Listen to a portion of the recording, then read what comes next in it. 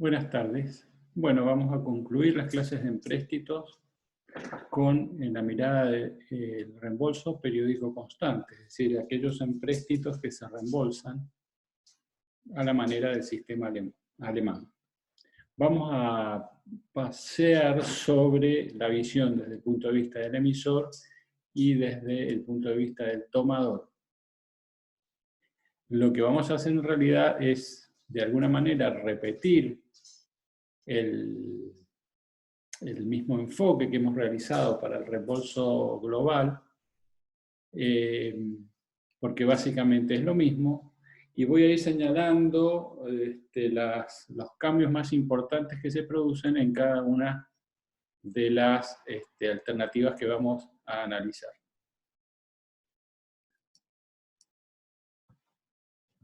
Bueno, el primer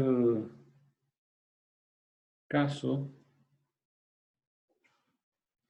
que vamos a analizar es desde el punto de vista del emisor. Bueno, recordemos que los empréstitos los podríamos ver desde dos puntos de vista, ya sea para el reembolso global o para el reembolso periódico constante, que era desde el punto de vista del emisor y desde el punto de vista del tomador.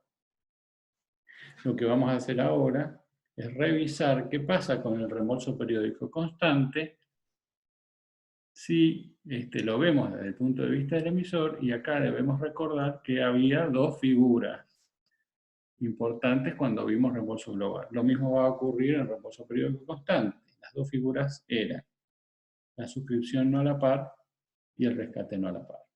A su vez, desde el punto de vista del tomador, esto tenía un correlato. Nosotros habíamos visto tres casos importantes: la compra en el mercado, la venta en el mercado y la compra-venta en el mercado. Lo mismo va a ocurrir en el reembolso periódico constante. Se vuelve a repetir el esquema de que la suscripción no a la par presenta similitudes importantes en cuanto a fórmulas en la compra en el mercado, y lo mismo ocurre en la relación que existe entre el rescate no a la par y la venta en el mercado. Empecemos entonces con el reembolso periódico constante desde el punto de vista del emisor, teniendo en cuenta la figura de suscripción no a la par. En este caso, lo que tenemos que hacer es tratar de determinar cuál es el valor de suscripción B'0, y en un slide siguiente vamos a determinar, dado un valor de suscripción, cuál es la tasa I'. En general, siempre son esas dos incógnitas. Bueno, para determinar el valor B', que va a ser distinto del nominal, obviamente usábamos Mackenham en el reembolso global con pago periódico de intereses. Bueno, esto no va a ser diferente en este tipo de reembolso. Lo único que vamos a señalar es que el cambio se produce en la nueva propiedad. ¿Por qué? Porque el reembolso ahora se produce a través de amortizaciones constantes. Esto además puede traer dos cambios importantes en la evaluación de la nueva propiedad. Uno que hay que señalar es qué pasa con la tasa I'.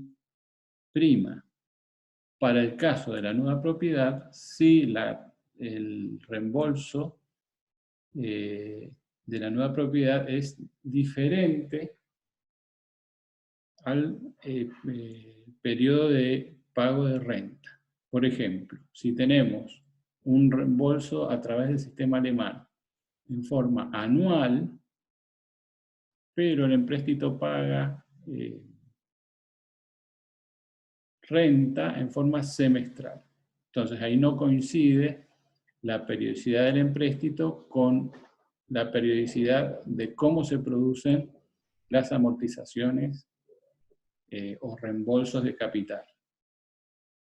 En este caso, lo que va a surgir dentro de la nueva propiedad es una tasa de evaluación I' distinta de la tasa I'. Es decir, aparece esta tasa I' estrella, que en el ejemplo que acabo de dar sería, por ejemplo, anual, y los M periodos van a ser anuales. Esa es la diferencia. Fíjense que acá el total del empréstito lo divido por los M periodos de amortización. El otro problema dentro de la nueva propiedad es que va a depender dónde se haga la evaluación, en este caso en cero. Esta expresión que está a la derecha puede que tenga que ser corregida muchas veces acá por un diferimiento. Vamos a ponerle diff. Es decir, esto hay que verificarlo siempre, porque depende de lo que vamos a ver un poco más adelante, que es el plazo de gracia. Pero estas son las cosas que hay que tener en cuenta y que van a ver ustedes en forma extensiva en la práctica, cuando se trata de una evaluación de nueva propiedad para este tipo de sistemas.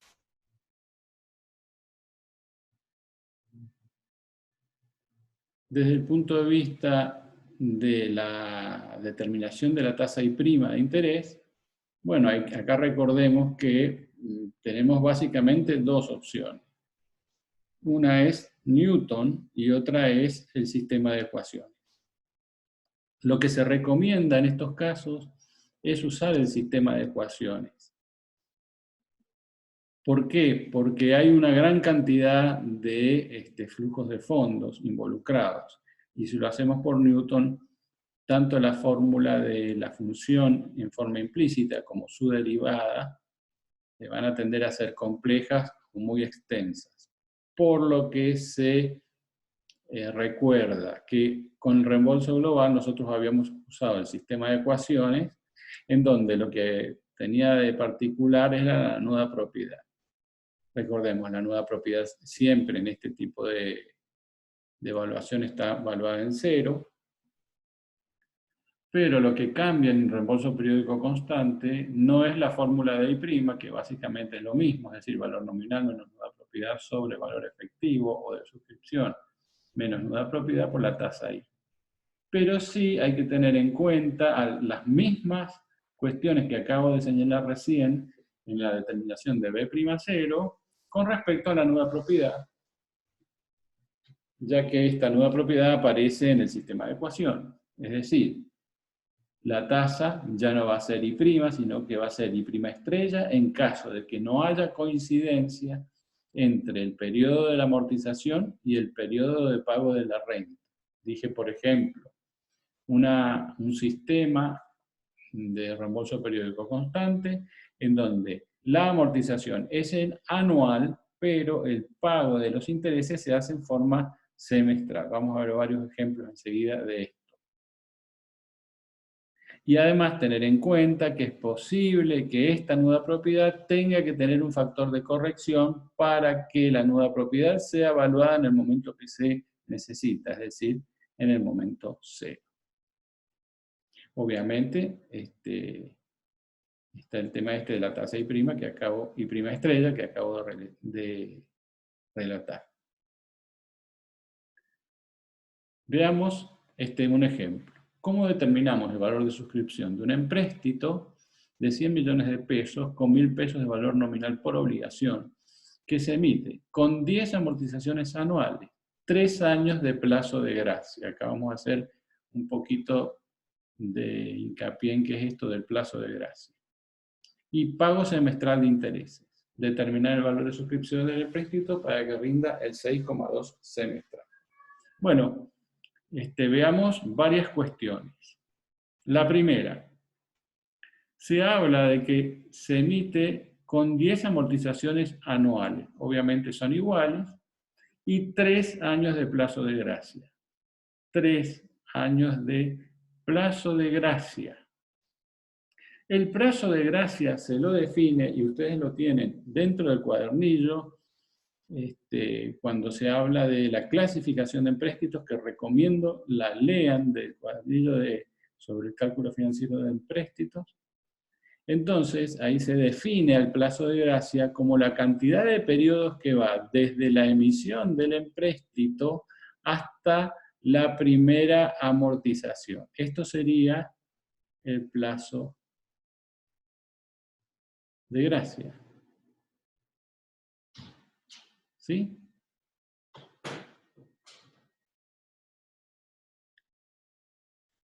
La otra cuestión es que hay que tener en cuenta es que la periodicidad del empréstito la fija el pago de los intereses. Por lo tanto, este empréstito se mide en semestres. Esta cantidad de periodos que está acá abajo, que son 24, son 24 semestres. A su vez, vamos a tener en cuenta una situación especial que es la siguiente. Cuando yo tenga que evaluar la nuda propiedad, la evaluación de la nuda propiedad se va a hacer con una tasa I' estrella, que en realidad es, en este caso particular, 1 más I' al cuadrado. O sea que 1 más I' estrella es 1 más I' al cuadrado. Esta es una relación de equivalencia. ¿Por qué? Porque esta I' es el 6,2 semestral. ¿Sí? Pero para evaluar la nuda propiedad, como la nuda propiedad es una renta anual, necesito una tasa I' estrella. Acá está, entonces, la aplicación para la determinación del valor efectivo de la deuda en el momento cero o valor de suscripción distinto del nominal, el planteo de la fórmula de Macri. Teniendo en cuenta estas características que hemos detallado, pasamos a formular entonces Mackenkamp. I sobre I', 5 sobre 6,2 eran las tasas, por el valor nominal, en este caso lo estamos haciendo con todo el empréstito, pero podría haberse hecho con una sola obligación, pero lo lógico es, si tenemos los datos, hacerlo con todo el empréstito, más 1 menos I sobre I', el valor de la amortización, que son los 100 millones, dividido la cantidad de amortizaciones, que eran 10. Ahora, fíjense que en el gráfico están puestas las amortizaciones como, vamos a borrar un poquito, como T, ¿sí? Vamos a borrar aquí el plazo de gracia que ya lo hice para que quede un poquito más claro. Fíjense entonces, cuando tengo que evaluar la nuda propiedad, yo voy a tener ahí que el valor de la renta anual se produce siempre un periodo antes que la renta. Pero el periodo en este caso es de un año, o sea que con esta expresión sola del valor actual de la renta, yo estoy obteniendo esa evaluación en el momento 4. Por eso, acá fíjense, he puesto la tasa I' estrella como 1 más la tasa I', que era 0,062, elevado al cuadrado, menos 1. Así se ha formulado. Pero en la fórmula de la renta, ustedes recuerden que podían hacer una renta anual, pero con tasa semestral, haciendo la equivalencia correspondiente. Decía entonces que esta evaluación tal cual está me da en el momento 4, por ser una evaluación de una renta de tipo anual. Por lo tanto, para llevarla a la evaluación en cero, que es la nuda propiedad en cero, la que estoy tratando de evaluar, todo esto que está acá es la nuda propiedad en cero, la tengo que actualizar por estos 4 periodos que restan. ¿Sí? Por eso, multiplico el valor actual de una renta de 10 términos anuales al equivalente del 6,2 semestral por 1 más la tasa I' a la menos 4. Bueno, lo demás es solamente sacar cuentas y lo que concluimos es que para que rinda el 6,2% este empréstito, debería colocarse al 88,97% de su valor nominal, o dicho de otra forma, colocarse en 88.973.197,62. Bien. Veamos qué pasa si lo que necesitamos ahora es determinar la tasa efectiva y prima. Es decir, cuánto rinde un dado valor de suscripción B'0. O sea que ahora lo que vamos a hacer es calcular la tasa y prima. No es ni más ni menos que exactamente lo mismo, nada más que con los datos del ejercicio anterior, determinar cuál es la tasa y prima. Tiene las mismas consideraciones que acabo de hacer, es decir, la fórmula de I' es valor nominal menos nueva propiedad sobre efectivo menos nueva propiedad por la tasa I, y los grandes cambios se producen en la nueva propiedad. Fíjense que lo hemos hecho con el valor de una obligación, pero como estamos teniendo en cuenta toda la vigencia del empréstito, es desde el punto de vista del emisor.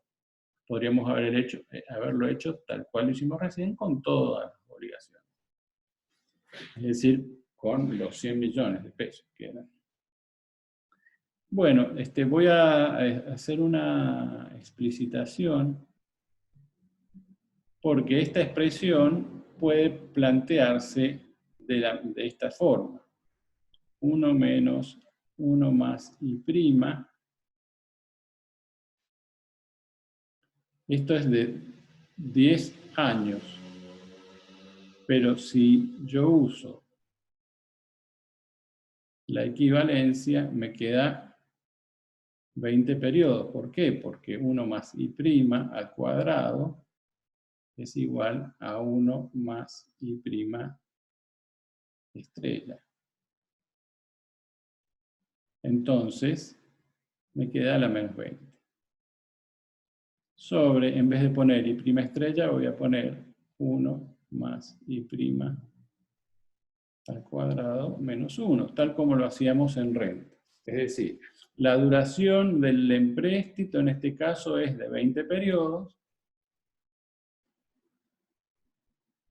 10 amortizaciones anuales, pero con tasa semestral tengo que poner 20 semestres, y la periodicidad del empréstito es semestral, por lo tanto acaba la tasa anual correspondiente. Es decir, la renta era anual, la renta de las amortizaciones era anual, pero como está expresada con una tasa semestral, tengo que poner la anual correspondiente expresada en función de la tasa semestral. Y para evaluarlo en el momento cero, acá hago la corrección por 1 más I' a la menos 4. Es decir, toda esta expresión corresponde a esto que acabo de poner acá. Para ponerlo de otra forma. Así lo van a hacer en la práctica, generalmente, ¿sí? Es decir, ¿por qué? Porque al buscar la tasa I', esto cobra bastante relevancia porque directamente hago la cuenta que tenga que hacer en el tema de las iteraciones sobre esta expresión. Si no, para poder calcularla con esta expresión tendría que hacer un paso intermedio y calcular una tasa I' estrella. Entonces, para evitar eso, es que se hace esta equivalencia, y es por la razón de que la hemos enseñado de esta forma. Bueno, simplemente en este caso lo que va a ocurrir es que se van a hacer las iteraciones y se va a obtener la tasa del 6,2. Entonces, si el empréstito se coloca en 889, 731, el rendimiento de esta operación, el rendimiento financiero, es del 6,2%. Bueno, en realidad podemos ir un poco más rápido, porque ¿qué pasa? Si tenemos que determinar ahora el valor de rescate desde el punto de vista del emisor, esto no va a diferir demasiado a lo que habíamos hecho en anteriores oportunidades. Podemos plantear la equivalencia financiera a través de la teoría de la inversión, teniendo en cuenta que la tasa I' es la TIR. Esto implica que la evaluación de los costos de los beneficios se hacen en el mismo momento. Acordémonos que esto de beneficios tiene entre comillas, digamos, beneficios, si bien es desde el punto de vista del emisor, podemos cambiarle los signos, es decir, poner el emisor lo que hace es el valor de suscripción al inicio, digamos así, eso debería ser un beneficio, pero eso se suele poner como un costo. Y al revés, los servicios que paga el emisor los paga, entonces son costos, pero se suelen poner como beneficios. Es una aclaración de por qué acá dice valor actual de los beneficios, cuando en realidad para el emisor son costos. Pero al cambiarle los signos a la ecuación, estamos de alguna manera respetándolos. Lo que va a estar distinto acá, lo que va a surgir distinto en esta ecuación es que el valor actual de la parte digamos, una parte de los servicios del empréstito va a cambiar con respecto a lo que pasaba en reembolso global. En reembolso global siempre la renta del empréstito era B sub 0 por I. Ahora no va a ser lo mismo. ¿Por qué? Porque se va amortizando. Se va amortizando y lo que está ocurriendo es que los intereses van a ir cambiando. Entonces no puedo usar esta expresión. Tendré que plantear la expresión de la misma forma que se plantea 1 a 1 o con rentas escindidas. También puede ocurrir que se hayan pagado algunos servicios de amortización, T1, T2, T3. ¿Por qué? Por el tipo de reembolso. Entonces también van a estar incluidos acá. El valor de rescate, por más que sea reembolso periódico constante, es todo 1 en el momento R o en el momento B. O sea que esto no cambiaría. Pero sí es sustancial el cambio en la parte de servicios del empréstito. Pero conceptualmente es exactamente lo mismo. Si tuviéramos que determinar la tasa y prima, bueno, vamos a recurrir en general siempre a Newton. Partiendo de una fórmula en donde yo pueda equilibrar beneficios y costos o servicios contra el valor de suscripción del empréstito, podríamos decir, y poner en forma implícita, sacar la derivada y utilizar el método de Newton. Por lo que esto no reviste demasiada importancia, más allá de tener en claro que hay una diferencia en la determinación de los servicios involucrados. Ya no son tan fáciles como el reembolso global, sino que habrá que tener en cuenta cuáles son los servicios percibidos o pagados en este caso en particular. Bueno, desde el punto de vista del emisor, vimos las dos figuras fundamentales. Ahora, vamos a plantear algunos ejemplos de compra en el mercado, venta en el mercado y compra-venta en el mercado, recordando la analogía de suscripción con la compra y de rescate con la venta. ¿Qué pasa en la compra con el mercado? Estamos de nuevo en el mismo, dentro de la misma casuística, es decir, ¿cómo se determina el C'(B)? Bueno, se va a determinar a través de la fórmula de Mackenham. Pero tenemos en cuenta de que como vamos a comprar y vamos a tener el empréstito hasta su extinción, ese es el supuesto, lo que puede ocurrir es que tengamos que tener en cuenta algunas particularidades, tal como lo acabamos de hacer con el emisor. Es decir, con el tomador va a ocurrir lo mismo, pero a nivel de una sola obligación y solo comprando la obligación en el momento B. Lo primero que vamos a tener en cuenta es que es posible que compremos una obligación y el valor nominal está parcialmente amortizado. Por ejemplo, si compramos una obligación que tenía en origen 5 fracciones, pero le quedan 3, el valor nominal que hay que tener en cuenta acá es el de las 3 fracciones restantes. Las dos que ya se amortizaron, obviamente, si yo las compro después, Si compro la obligación después de que se amortizaron, no se me van a amortizar a mí. No es un flujo relevante para mí. Y la otra cuestión es que también ocurre lo mismo con las amortizaciones que quedan. Más allá de tener en cuenta que puede ser necesario una tasa y prima estrella, se van a amortizar acá el resto de las amortizaciones. En el ejemplo que acabo de dar, de 5 amortizaciones, ya se habían amortizado 2, es decir, yo compré después de la segunda amortización, me quedan 3. Entonces acá tendré que tener en cuenta esa característica. Y además, tener en cuenta que para la evaluación en el momento B, es probable que tenga que hacer correcciones en la nuda, tal cual vimos recién. O sea que las características son las mismas que acabamos de mostrar. En el caso de determinar para la compra una tasa y prima, lo vamos a hacer a partir de la fórmula de Mackenham. También podría hacerse con Newton, pero en este caso planteemos qué pasa con Mackenham, es decir, con el sistema de ecuaciones, en donde pasa lo mismo con la nueva propiedad.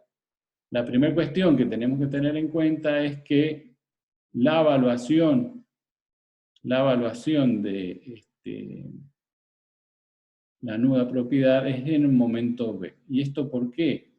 Porque si yo estoy en un empréstito entre 0 y n y lo compro en el momento B, lo válido es de aquí en adelante. Por lo tanto, la evaluación de la nueva propiedad se va a hacer en este momento. Eso ocurre entonces como primera medida. Puede existir una I' estrella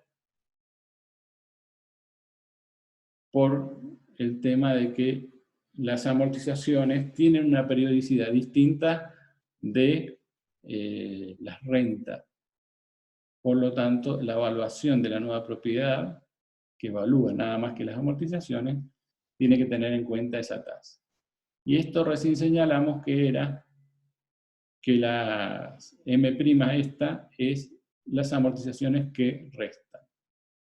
Aunque para la determinación del T, recordemos, yo tomé todas las amortizaciones.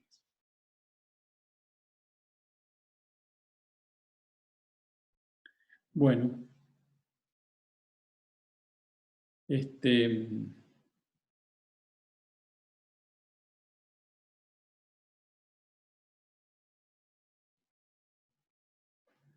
¿qué pasa si planteamos algún ejemplo de compra en el mercado? También podría ser compra-venta. Es decir, por ahora vamos a plantear una compra en un momento B para determinar cuál es el valor de la compra. Ahora, supongamos un empréstito que tiene esta evolución. Se amortiza cada año la quinta parte, es decir, en 5 amortizaciones anuales. Bueno, esto ya sabemos que va a traer aparejado, es decir, en los momentos 2, 4, 6, 8 y 10 se van a producir las amortizaciones y a partir de ahí los intereses van a ir decreciendo porque se está amortizando una parte del empréstito en cada uno de los periodos señalados. Supongamos que lo que se quiere es determinar el valor de compra de una obligación inmediatamente luego de cobrar el servicio 2, es decir, una vez que se cobró el servicio 2, si se la vende 2 meses después de cobrar el servicio 8. Es decir, por eso podemos hablar de que tenemos en realidad una compraventa, porque se está planteando una venta, pero hay una compra y lo que se quiere determinar es el precio de compra. Es decir, si yo comprara, ¿cuánto tendría que comprar en el momento 2? Si planeo venderla en el momento 8, y fíjense que el momento 8 ya no es un momento entero, porque dice 2 meses después de cobrar el servicio 8. que sería 2 meses después de este momento. Si lo puedo señalar.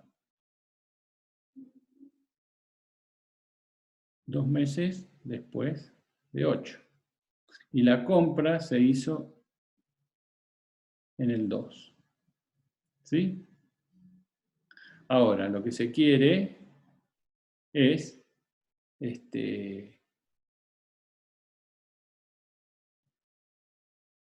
que rinda un 6%. Recordemos que este empréstito tiene una tasa de emisión del 5. ¿Sí? Entonces, con todos estos elementos, siempre es importante hacer el cuadro con los flujos, porque lo que vamos a hacer ahora es elegir los flujos que son relevantes para la determinación de la compra. Bueno, veamos cómo planteamos. Si lo planteamos con teoría de la inversión, podemos decir que el precio de costo va a ser igual al valor actual de los beneficios que se hayan percibido del empréstito más el valor actual del precio de venta. Entonces, hay que tener en claro que la evaluación se va a hacer en el momento 2, por esta ecuación. La incógnita es el precio de compra. Los beneficios percibidos los sacamos de el cuadro que acabamos de realizar. Y el precio de venta también es un dato. La única característica diferente a lo que hemos estado haciendo hasta ahora es que el precio de venta se hace en tiempo, o sea, la venta se hace en tiempo fraccionario. Que lo único que va a tener de particular este caso es que esa evaluación hay que hacerla, llevar desde el precio de venta al momento de la evaluación, al momento 2. Bueno, lo que se ha hecho acá es plantear el valor actual de los beneficios percibidos, que son, acá tengo una renta semestral de 2 cuotas de 40. Eso directamente a la tasa del 6% se evalúa como una renta semestral. Luego tengo las de 30. Esta es una renta semestral cuya evaluación con esta parte se obtiene acá. Para evaluarla en 2, ¿qué tengo que hacer? Actualizarla por 2 periodos.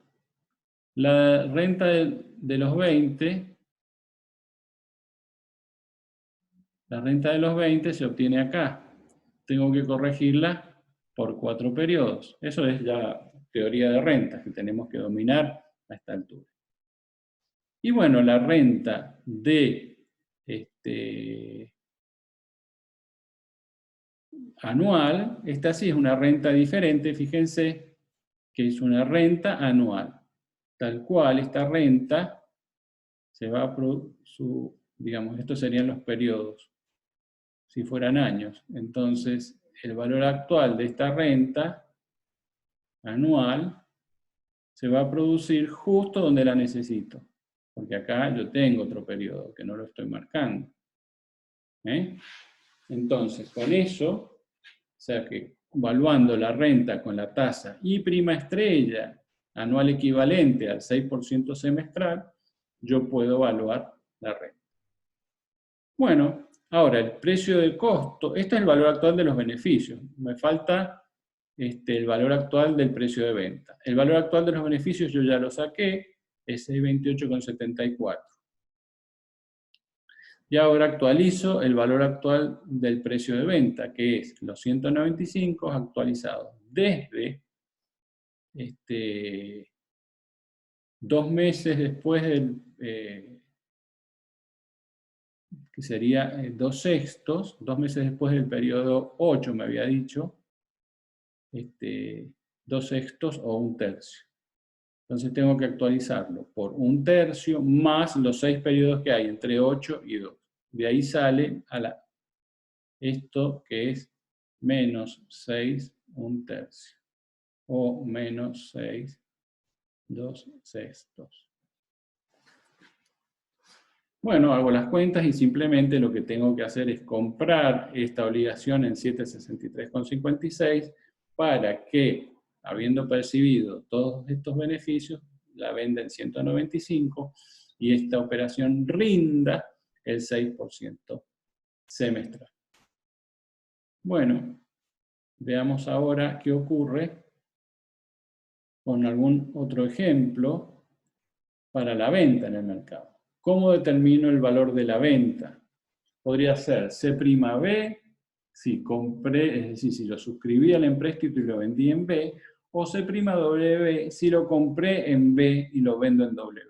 Por eso la diferencia de notación. Para hacer alguna diferencia, pero esencialmente, en cuanto a las fórmulas, no hay ninguna notación.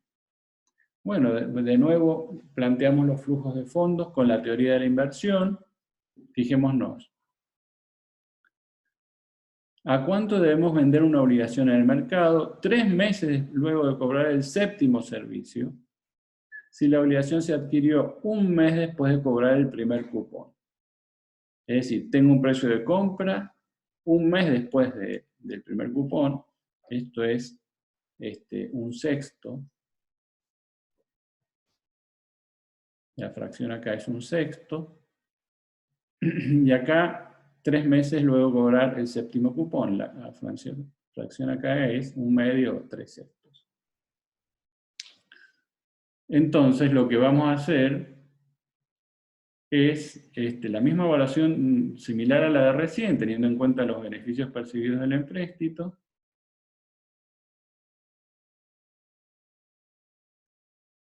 Pero vamos a tener que elegir un momento entero. Siempre para la evaluación hay que elegir un momento entero, que generalmente es el momento más a la izquierda posible. ¿Qué pasa? Todos los flujos de fondos, entonces los vamos a evaluar al momento 1. Esa es la fecha de evaluación.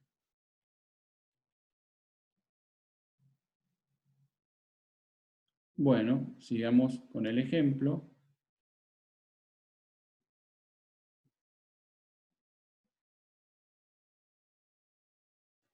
El precio de compra de los 980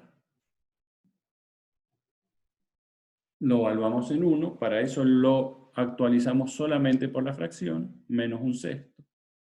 Todas las rentas, la de 50, que en realidad es un solo importe, lo evaluamos en 1, por 1,06 a la menos 1. La de 40, la renta de 40, bueno, es sencilla.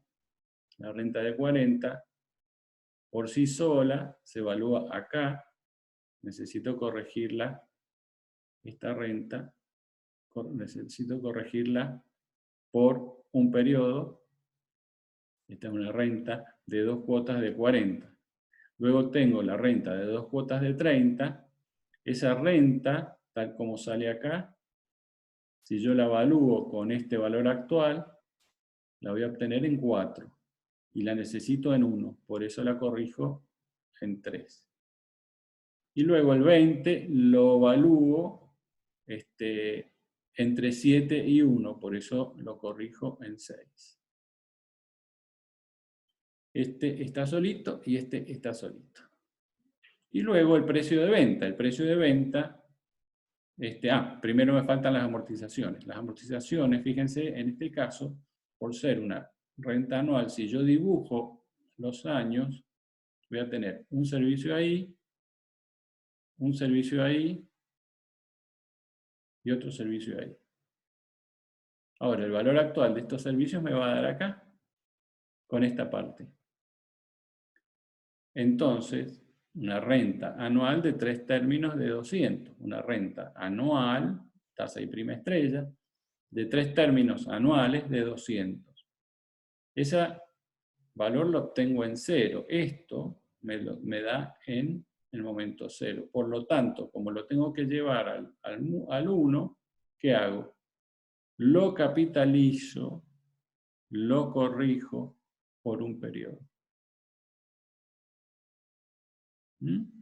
Y el precio de venta lo evalúo desde este momento hasta el periodo 1, que va a ser a las 6 menos un medio. Es decir, menos 6 viene habíamos dicho 3 periodos o 3 meses después de cobrar el séptimo cupón.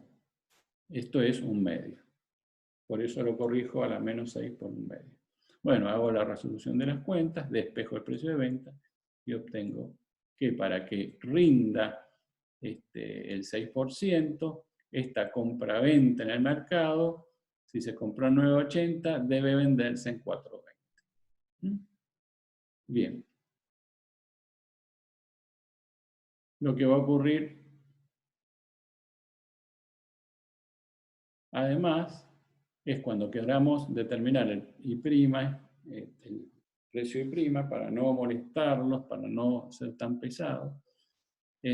Supongamos que se quiere comprar en 9.80 un mes después, vender en 402, 3 meses luego del 7, es decir, los flujos son iguales a los de recién. Lo que hay que hacer es determinar por Newton. Acá no hay otra forma de hacerlo. Esta sí o sí tiene que ser por Newton. No se puede aplicar en este caso el sistema de ecuaciones.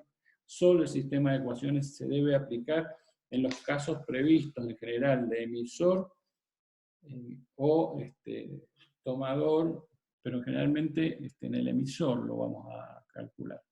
O cuando hay una gran cantidad de flujo de fondo.